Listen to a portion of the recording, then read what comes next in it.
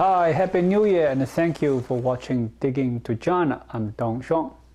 If you watch my video, most likely you know what Mao Dang is, 50-cent army or 50-cent party, a term for internet commentators who are hired by the authorities of the People's Republic of China to manipulate public opinion and disseminate disinformation to the benefit of the governing Chinese Communist Party, CCP.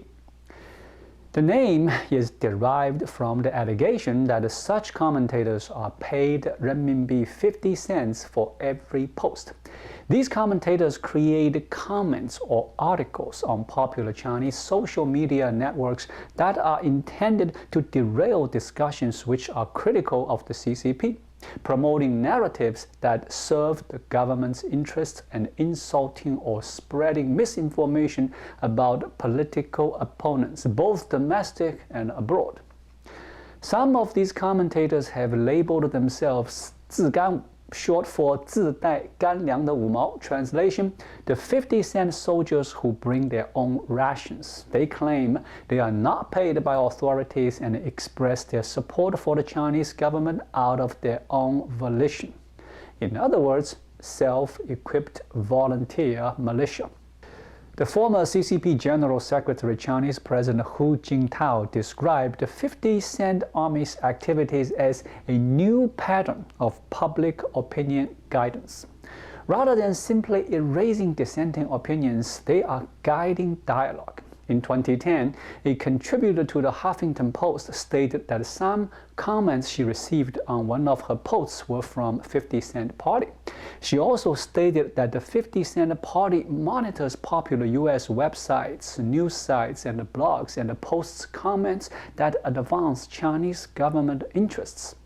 China's internet trolls are a potent force, more potent than most analysts give them credit for.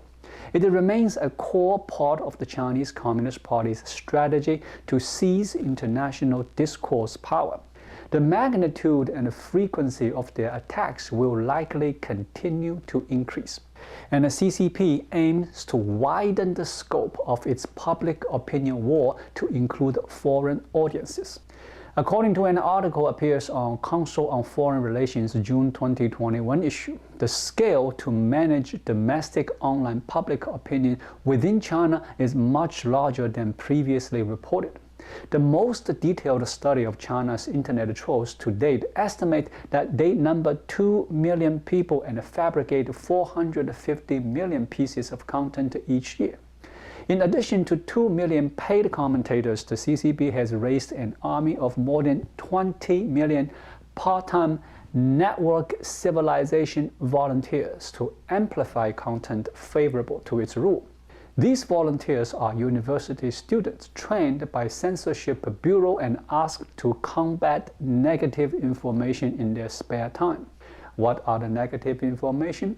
Feminist activism, the COVID-19 outbreak, and human rights abuses in Xinjiang, to name a few. The average age of this volunteer army is just 19 years old. They are young but well educated and willing to defend the party's worldview against those who would speak against it. They are 自干, the 50-cent soldier who bring their own rations. In China, the Cyberspace Affairs Commission and the propaganda departments retain ultimate authority over the internet ecology, but they call upon squadrons, brigade, and detachments of volunteers at colleges and universities to keep tabs on day-to-day activities in each locality. On one hand, the CCP taps into the organic nationalism of some young Chinese netizens. On the other hand, it grants paid censors visibility and authority over content posted to social media platforms.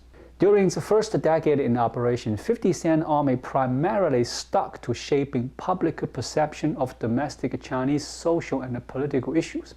But in the past 5 years, the CCP has started leaning on its army of trolls to launch harassment campaigns against overseas researchers and consumer boycotts against foreign firms doing business in China.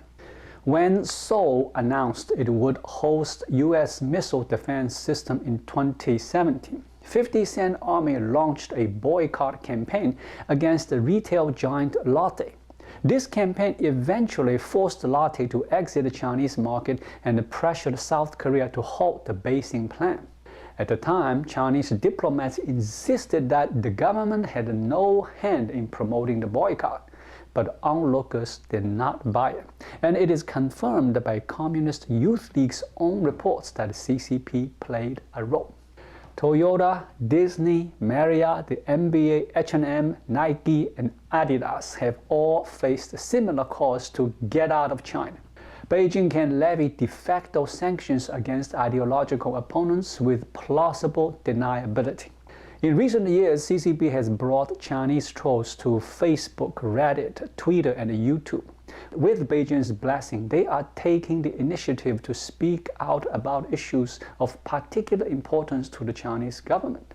Their express purpose is to change foreigners' minds about topics like mass detentions in Xinjiang and the origin of COVID-19. As the CCP is aggressively pushing propaganda on foreign social media networks, its trolls are beginning to pose serious threats to economic security, political stability, and personal safety worldwide. In 2003, China's Central Military Commission announced a three-warfare strategy, which includes the coordinated use of strategic psychological operations, overt and covert media manipulation, as well as legal warfare. This hybrid warfare was designed to manipulate the strategies, defense policies, and the perceptions of target audiences abroad. The nature of liberal society and the democratic structure makes it difficult to resist hybrid warfare because the systems are protected by the very same liberal values that these hybrid means are designed to subvert. Free media represents a basic value of liberal democracy, provides sufficient room for hybrid interference. Whilst the freedom of speech allows a free flow of information, free press is susceptible to fake news and propaganda conducted by coordinated disinformation campaigns.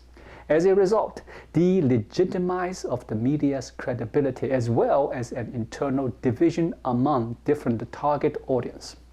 The newsfeed algorithm further reinforces information consumption pattern and further generates political polarization and potential social turmoil. The deepfake and tailor-made disinformation will bring ultimate nightmare to the liberal and democratic society. Take the presidential election in 2020 as an example. Both Trump and Biden were being accused of having sexual misconduct during their election campaign. What if there is a deep fake video portraying such criminal behaviors released the night before election? How would this have reshaped the public opinion on election day? Given the difficulty to debunk fake news in real time, one could only speculate the extent of damage caused to his or her reputation and the country's democratic system. In addition, AI-generated people could be used as witness to create the illusion of truth for disinformation.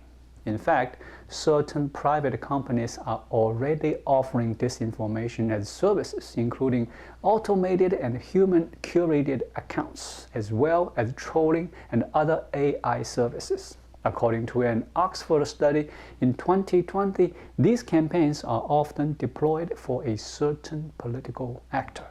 Another characteristic of China's present and future disinformation would be tailor-made to certain target groups, especially its diaspora Chinese community. Overseas Chinese tend to stick to themselves and form distinct diaspora communities within their settling countries. This tendency had paved the way for Beijing to exert its surveillance, control, and manipulation on its people, regardless of their physical geographic location.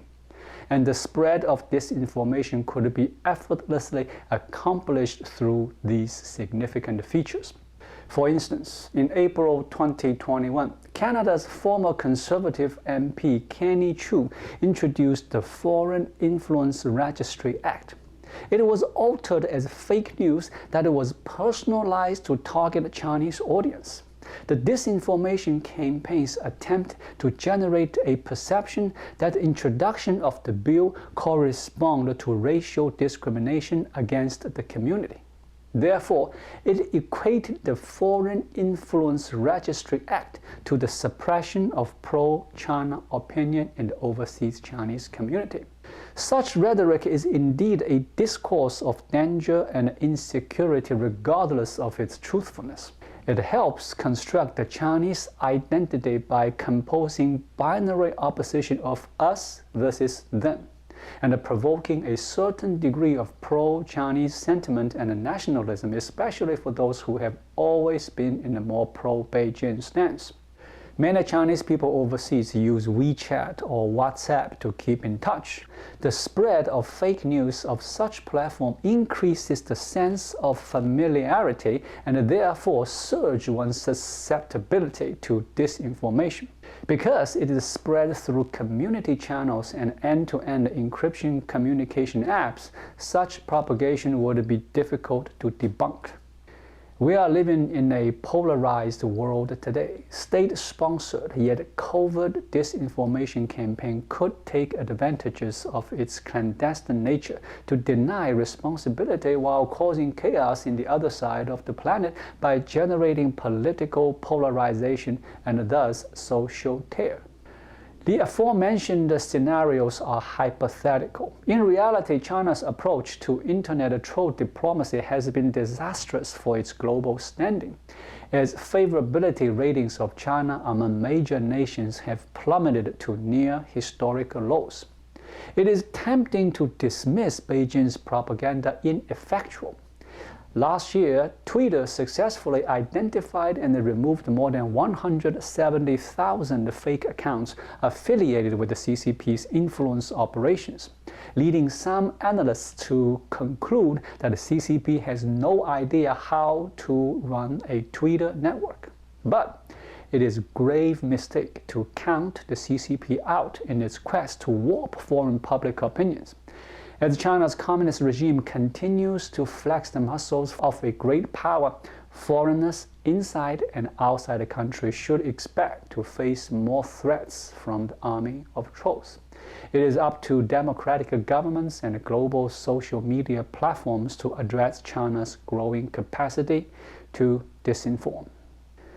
Thank you for watching. Please leave a comment and subscribe to my channel. Just click the subscribe button right here. Again, Happy New Year. I'll see you again shortly. Until then, be well.